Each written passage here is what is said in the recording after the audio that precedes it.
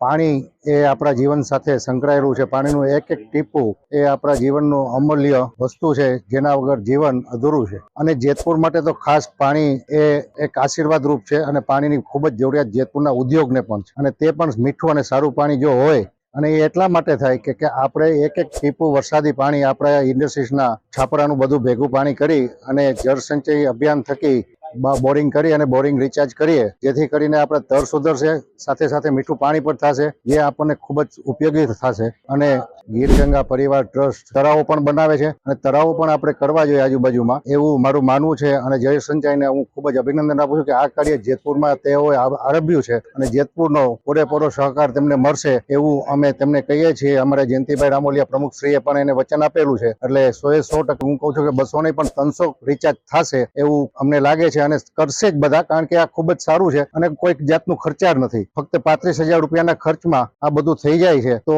એમાં બધાને પરવડે એવું પણ છે, એટલે બધાએ કરવું એવી મારી વિનંતી એ છે। જય હિન્દ, જય ભારત।